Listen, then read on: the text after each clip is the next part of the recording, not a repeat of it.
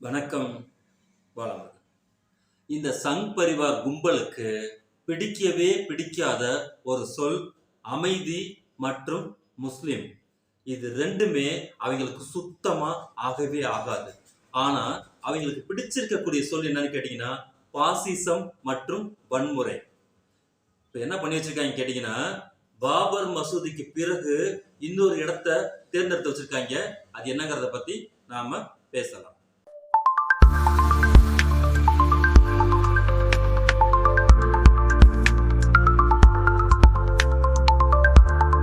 வாரணாசியில் உள்ள ஞானவாபி மசூதி காசி விஸ்வநாதர் கோவிலுக்கு அருகிலேயே அமர்ந்திருக்கு. இந்த மசூதி முகலாய பேரரசர் அவுரங்கசீப்பால் கிபி 1669 கட்டியிருக்காங்க. ஹிந்துத்துவவாதிகள் இந்த மசூதி காசி விஸ்வநாதர் கோவிலின் ஒரு பகுதியில் இடித்து கட்டப்பட்டது என்று கூறி மசூதி உள்ள இடம் காசி விஸ்வநாதர் கோயிலுக்கான இடம், இதனால மசூதிய இடிக்கணும் அப்படின்னு சொல்லி பஞ்சாயத்து பண்ணிட்டு வர்றாங்க. எப்படி இருக்கு பாத்தீங்களா கதை? இவங்களுக்கு புதுசா இருந்தாலும் சரி பழசா இருந்தாலும் சரி, ஹிந்துத்துவாவுக்கு எதிராக எந்த கோட்பாடு இருந்தாலும் அதை இடித்து தரைமட்டமாக்க வேண்டும் அப்படிங்கறத இவங்களுடைய புழுத்து போன புத்தியில இருக்கக்கூடிய விஷயம். இத RSS தலைவர் இருக்கார் பாத்தீங்களா, மோகன் பகவத், இந்த கேப்பையில நெய் வெளியும் பாத்தீங்களா, அந்த மாதிரி நெய் வெளியிற மாதிரி பேசுவான் அந்த ஆள் சொல்லியிருக்கா மோகன் பகவத். இப்போது கரெக்டா சமயம் பார்த்து தும்முனா சரியா இருக்கும்னு இப்ப தும்பி வச்சிருக்காங்க. இது என்ன ஆயிருக்குன்னு கேட்டீங்கன்னா, மதுராவில் இருக்கக்கூடிய ஹாஜி இத்கா மசூதி என்னது, அந்த மசூதி கிருஷ்ண ஜென்ம பூமி என்று நம்பப்படும். நல்லா தெரிஞ்சுக்கங்க, இவங்களுக்கு வரலாறும் கதையும் ஒன்று. நம்ம ஆளுக வரலாறு தனி கதை தனின்னு படிக்கும் போது இல்ல, வரலாறும் கதையும் இரண்டும் ஒன்று, புராணமும் இதிகாசமும் இரண்டும் ஒன்று, வரலாறும் புராணமும் இதிகாசமும் இரண்டும் ஒன்று, அப்படியே குழப்பி அடிச்சுட்டே வரும்போது நம்ம ஆளுக்கு புராணம்னா கதைனா என்ன, வரலாறுனா நடந்த விஷயம் என்னங்கிறது புரியாம போயிருது. அந்த அடிப்படையில இவனுங்க ஹாஜி இத்கா மசூதி கிருஷ்ண ஜென்ம பூமி, கிருஷ்ணர் பிறந்திருக்கக்கூடிய இடம்னு சொல்லி அவங்க நம்பக்கூடிய இடத்துல அமைஞ்சிருக்கு. இந்து அமைப்புகளின் வாதப்படி இந்த மசூதியும் முன்பு இருந்த கிருஷ்ணர் கோயிலை இடித்து அவுரங்கசீப்பால் கட்டப்பட்டது. எங்க கொண்டு இருந்த லைன் வைக்கிறாங்க பாருங்க. ஆகையா இதுக்கெல்லாம் ப்ரூஃப் எங்கடா கேட்டோம்னா, என்னுடைய நம்பிக்கையில கை வைக்காத அப்படின்னு உடனே வரலாம் மடக்குவாங்க நம்ம கிட்ட. இந்துக்களின் மிக முக்கியமான புனித ஸ்தலங்களில் ஒன்றாக இது பார்க்கப்படுது. எனவே மசூதியை அகற்றி அங்கும் மீண்டும் கோயிலை கட்ட வேண்டும் என்று கோரிக்கைகள் வைக்கப்படுகின்றது. எவன்டா அந்த கோரிக்கை வச்சான்னு கேட்டா, என் நம்பிக்கையில கை வைக்காதுப்பாங்க. இந்த ரெண்டு சர்ச்சைன்னு முக்கியமா பேசக்கூடிய ஒரே ஒரு சட்டம் என்னன்னு கேட்டீங்கன்னா, வழிபாட்டு தலங்கள், அதாவது ஸ்பெஷல் ஆக்ட். வழிபாட்டு தலங்கள் 1991 சட்டம். அது என்னன்னு சொல்லி கேட்டீங்கன்னா, ஆகஸ்ட் 15 1947 அன்னைக்கு இந்தியாவில் இருந்த வழிபாட்டு தலங்களின் தன்மையை மாற்றக்கூடாது.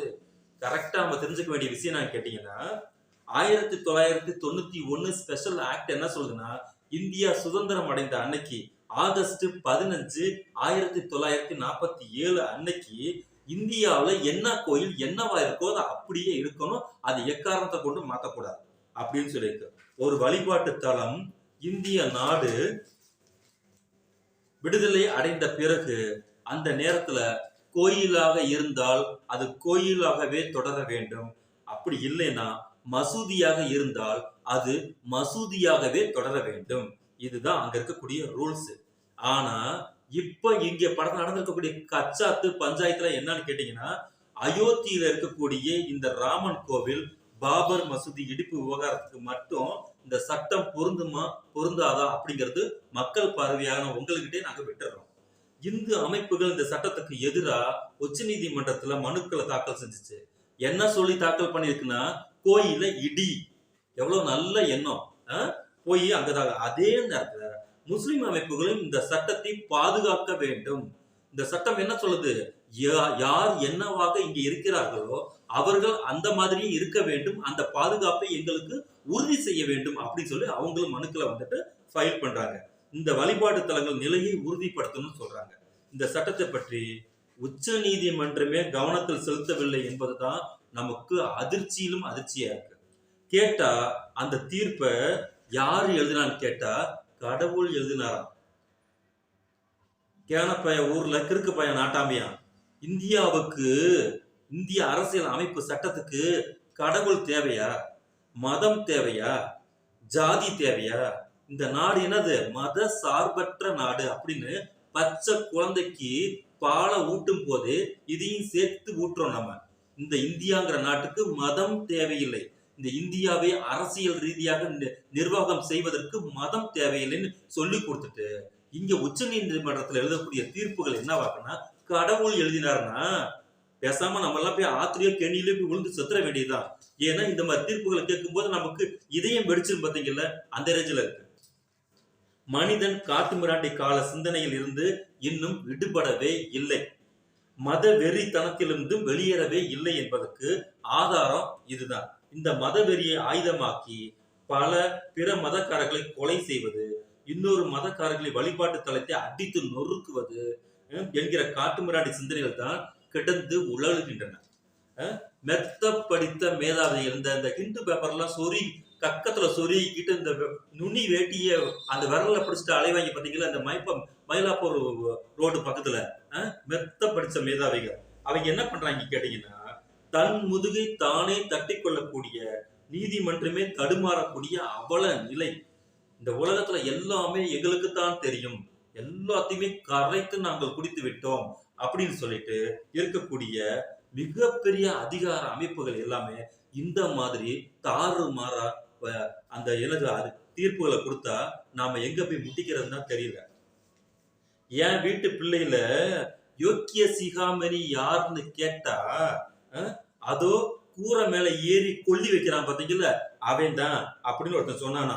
இது எப்படி இருக்கு இந்த உதாரணம்? அந்த மாதிரிதான் ஜென்டில் மேன் என்று பொதுவாக பிரச்சாரம் செய்யக்கூடிய அடல் பிகாரி வாஜ்பாயை ஒரு முறை சொன்னாரு, காசி மதுரா பிரச்சனை எங்கள் அஜெண்டாவில் இல்லை. நல்லா தெரிஞ்சுக்கங்க, காசி மதுரா பிரச்சனை எங்கள் அஜெண்டாவில் இல்ல, அவ்வளவுதான்.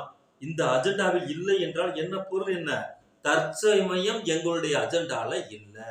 ஆனா என்ன சொல்றது, நாளைக்கு என்ன நடக்கும் என்று யாராலும் உறுதியிட்டு கூற முடியாது. இது எப்ப சொல்லியிருக்காருன்னு கேட்டீங்கன்னா, டைம்ஸ் ஆஃப் இந்தியால 8/1/1998 சொல்லியிருக்காரு. அப்போ இப்போதைக்கு இல்ல, நாளை என்ன வேண்டுமானாலும் நடக்கலாம். நாளை என்ன வேண்டுமானாலும் இதே திருவார்த்தையை தான் இந்த பாபர் மசூதி விஷயத்துல கோபுரங்கள் எல்லாம் என்னது, நாளை எல்லாம் இடித்து பள்ளங்களில் நிரப்பப்பட்டு சரிசமம் செய்யப்படும் பூடகமா இந்த வார்த்தையை விட்டா. அப்படி இந்த பூடகமா வார்த்தைகளை முதல்ல விடுறது, அப்புறமேட்டுக்கு வெறித்தனமா இறங்கி செயல் செய்வதுங்கிறது இவனுங்களுக்கு கைவந்த கலை. இப்போது RSS உடைய தலைவர் இந்த மோகன் பகவத் கரெக்டா பழைய வாஜ்பாய் சொன்ன வார்த்தையை எடுத்துக்கிட்டு இன்னைக்கு வந்துட்டு முன்னாடி நின்றுகிட்டு இருக்கா. அப்படி இந்த போக்குல நாடு போச்சுன்னா மக்கள் வாழ்வதற்குரிய தகுதியவே 100% இழந்த நாடாக இந்த இந்தியா மாறிடும் அப்படிங்கிறது 100% உண்மை. ஏன்னு கேட்டுட்டீங்கன்னா, இந்த நாட்டுல நாம என்ன மாதிரி சூழ்நிலையில வாழ்ந்துட்டு இருக்கோம். வறுமை பிடுங்குகிற இந்தியா அப்படின்னு ஒண்ணு இருக்கு, செல்வத்துல பயங்கரமா கொளித்து கொண்டிருக்கக்கூடிய செல்வந்தர் வாழக்கூடிய இந்தியான்னு இன்னொரு பக்கம் இந்த அதானி அம்பானி குரூப்புகள்லாம் ஒரு பக்கம் இருக்கிறாங்க. ஒட்டு மொத்தமா பேங்க கொள்ளையடிச்சுட்டு போற மாதிரி ஃபுல் அமௌண்ட்டையும் வாங்கிக்கிட்டு போயிடுவாங்க. 5000 கோடி 10,000 கோடின்னு செல்ல பிள்ளைக்கு கன்னத்துல தட்டுற மாதிரி இவங்க எல்லாம் வந்து மென்மையா, ரொம்ப மென்மையா வந்து அவனுங்கள்ட்ட அணுகுமுறை வச்சுக்குவாங்க. ஆனா நம்மால் 100 ரூபா வாங்கினானா ஒட்டு மொத்தமா தெருவுல இழுத்து அவனை நாசம் செஞ்சு அவனுடைய மானத்தையே வாங்கி அவனை தொங்க ஓட்டுறக்கூடிய ரேஞ்சில் இங்க நடந்துக்குவாங்க. இங்க நம்ம 56 இன்ச்சி மோடி அவர்கள் ஒவ்வொரு உலக நாட்டுல பயங்கரமா வளர்ந்து வருது அப்படின்னு சொல்லி இங்க பெரிய கதையை விட்டுட்டு இருக்காரு. உண்மையிலேயே இங்க வளர்ந்து வரக்கூடிய விஷயம் என்ன தெரியுங்களா? வன்முறை தான் இங்க வளர்ந்துகிட்டு இருக்கு. 2வது மதவாதம் வளர்ந்துட்டு இருக்கு. தங்கம் விலை நல்லா வளர்ந்துகிட்டு இருக்கு. இப்போ இந்தியாவின் பொருளாதாரமும் சரி, உளவியலும் சரி, ஜனநாயகமும் சரி, இங்க மனித வளமும் சரி, காத்துல பறக்கக்கூடிய காத்தாடி மாதிரி ஆகியிருக்கு. இதை காப்பாற்ற வேண்டும் என்றால் எதிர்க்கட்சி தலைவர் அரசியல் அமைப்பு சட்டத்தை நாம் பாதுகாக்கக்கூடிய செயலில் இறங்க வேண்டும் என்று சொன்னதுதான் இதற்கு அருமருந்து. இவர்கள் என்ன காரியத்தை முன்னோக்கி செல்கிறார்களோ பின்னாலேயே அதைவிட வேகமாக முன்னோக்கி செல்லக்கூடிய வேலை ராகுல் காந்தி எடுத்திருக்கக்கூடிய அதற்கான மாற்று தீர்வு என்பதுதான். ஆகையால் மோடியா ராகுலா என்று சொல்லும்போது நாம் அனைவரும் ஒருமித்த குரல்ல ராகுலின் பக்கம் நிற்க வேண்டியது நமது காலத்தின் கடமை.